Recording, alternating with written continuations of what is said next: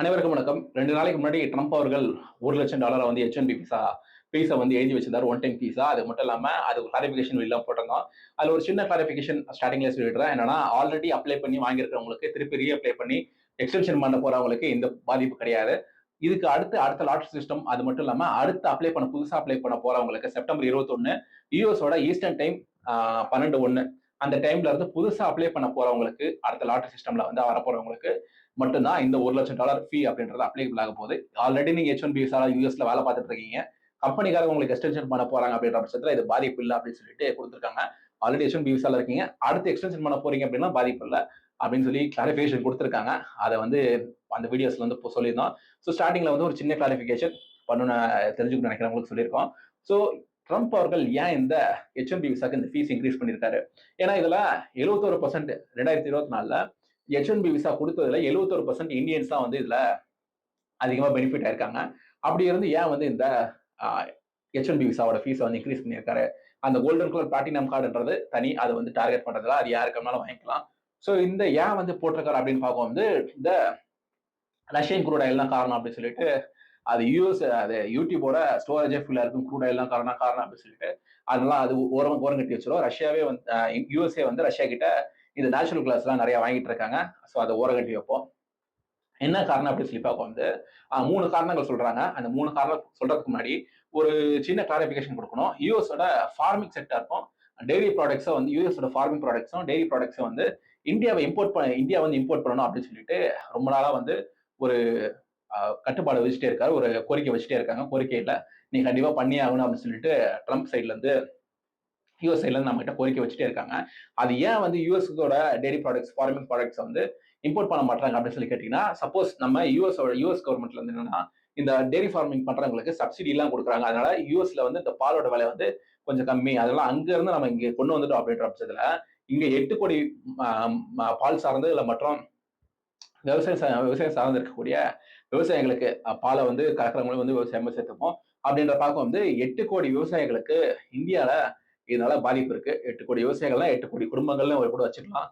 So 8 கோடி குடும்பங்களுக்கு இது பாதிப்பு இருக்கு. 8 கோடி விவசாயிகள் 8 கோடி குடும்பங்களுக்கு இது பாதிப்பா இருக்கு. அது மட்டும் இல்லாம 1.08 crores எஸ்பிஐ கொடுத்திருக்க மதிப்பு என்னன்னா 1.08 crores ஒரு கோடியே 1,08,000 கோடி வந்து நம்ம இந்தியன் ஃபார்மர்ஸ்க்கு இந்த 8 கோடி பேருக்கும்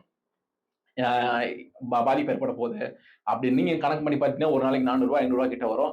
இதனால பெரிய பாதிப்பு அப்படின்னு சொல்லிட்டீங்கன்னா அதெல்லாம் வந்து அப்படி டக்குன்னு அண்டர்ஸ்டாண்ட் பண்ணிடாதீங்க. பீகார், நீங்க குஜராத் இந்த மாதிரி நீங்க இல்ல தமிழ்நாடு கூட எடுத்துக்கோங்க. தமிழ்நாட்டுல கூட நீங்க கிராமத்துல போனீங்கன்னா ஒரு நாளைக்கு $300 $400 தான் டெய்லி சம்பாதிக்கிறாங்க. அப்படின்னா நீங்க பாத்துக்கோங்க எத்தனை பேரோட வாழ்வாதாரம் வந்து பாதிக்கப்பட போதும் அப்படின்னு.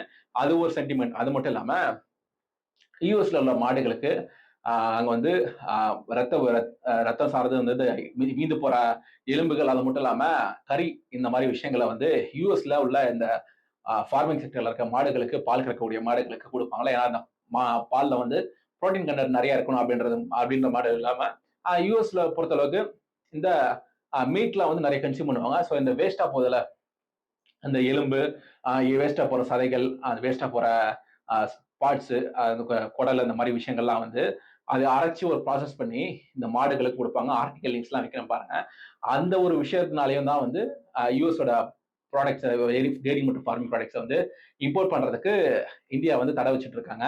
அப்படின்னு பார்க்க வந்து 3 காரணங்கள் சொல்றாங்க. ஒண்ணு வந்து இந்த ஃபார்மிங் மற்றும் டெய்ரி ப்ராடக்ட்ஸை வந்து பேனை வந்து லிஃப்ட் பண்ணணும். ஸோ அது வந்து இந்தியா வந்து அன்அப்பாலஜெட்டிக்கலா வந்து நிறைய இம்போர்ட் பண்ணணும் அப்படின்ற மாதிரி ஒரு விஷயம். அது மட்டும் இல்லாம இந்த ட்ரேட் டெபிசிட் வந்து நிறைய நீங்க வந்து இங்க யூஎஸ் ப்ராடக்ட்ஸ் நிறைய வாங்கணும். அது மட்டும் இல்லாம இந்த ட்ரேட் அக்ரிமெண்ட்டை வந்து சீக்கிரம் போடுறதுக்காக வந்து இந்தியா வந்து சொல்லணும் அப்படின்னு பார்க்க வந்து இந்த 2 விஷயங்கள் தான் வந்து இருக்குது.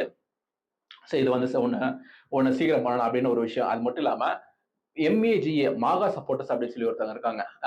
மேக் அமெரிக்கா கிரேட் அகைன் அப்படின்னு சொல்லிட்டு ட்ரம்ப் அவர்களோட சப்போர்ட்டர்ஸ் தான் வந்து மாகா அப்படின்னு சொல்லி சொல்லுவாங்க. இவங்க ட்ரம்ப் அவர்களுக்கு என்ன வச்ச கோரிக்கை என்னன்னா 2024 ட்ரம்ப் அவர்களும் இவங்ககிட்ட வாக்குறுதிகள் என்னன்னா வெளிநாட்டுல இருந்து யூஎஸ்க்கு வர்றாங்கன்னா அவங்க வந்து யூஎஸ்க்கு ஏதோ ஒரு செய்யக்கூடிய விஷயம், யூஎஸ்ல உள்ளவங்களுக்கு வேலை பாதிப்பு இல்லாம இருக்கக்கூடிய விஷயங்கள், அந்த மாதிரி தான் வந்து வாக்குறுதிகள் சொன்னாங்க. ஸோ அங்க உள்ள மைனாரிட்டி ஓட்ஸ், இவங்களாம் வந்து மைனாரிட்டி பீப்புள் மாதிரி கூட வச்சுக்கலாம். ஸோ அங்க உள்ள ஒரு ஓட் அப்பீஸ்மெண்ட், இந்த மைனாரிட்டியை வந்து அப்பீஸ்மெண்ட் பண்றதுக்காக அவர் வந்து அந்த பாலிடிக்ஸ் எல்லாம் பண்றாரு, இந்த விஷயங்களை போட்டுக்கிறார் அப்படின்னு சொல்லி சொல்றாங்க. 3வது விஷயம் என்னன்னு சொல்லி பார்க்கும்போது செக்யூரிட்டி ரீசன் சொல்லி சொல்றாங்க. அந்த செக்யூரிட்டி ரீசன்ஸ்ல வந்து இந்தியன்ஸ் தான் வந்து நிறைய இருக்காங்க. இந்தியன்ஸ் என்னடா பெயிட் பண்ண போறாங்க செக்யூரிட்டி ரீசன்ஸ்க்கு அப்படின்னு சொல்லி கேட்கறது எனக்கு புரியுது. அந்த கேள்வி எனக்கு இருக்கு. இதுதான் வந்து இந்த 3 விஷய காரணங்கள் தான் வந்து ஜியோ பொலிட்டிக்கல் எக்ஸ்பர்ட்ஸ்லாம் வந்து சொல்றாங்க. அந்த முதல் காரணத்துக்காக தான் வந்து ஆரம்பத்துல வந்து அது ஒரு பெரிய எக்ஸ்பிளேஷன் கொடுத்தா நிறைய ஜியோ பொலிட்டிக்கல் எக்ஸ்பர்ட்ஸ் வீடியோ போடுறாங்க. இந்த க்ரூட் ஆயிலோட முடிச்சுட்டு போயிடுறாங்க. அதில் தான் ஒரு சின்ன எக்ஸ்பிளேஷன் கொடுத்திருந்தேன். அந்த வீடியோ வந்து உங்களுக்கு பயனுள்ளதா இருக்கும்னு நினைக்கிறேன். ஸோ உங்க ஃப்ரெண்ட்ஸுக்கு ஷேர் பண்ணுங்க. உங்களோட கருத்துக்களை கீழே கமெண்ட் செக்ஷன்ல சொல்லுங்க. சேனலுக்கு புதுசா இருந்தீங்கன்னா சப்ஸ்கிரைப் பண்ணிக்கோங்க. பாய்.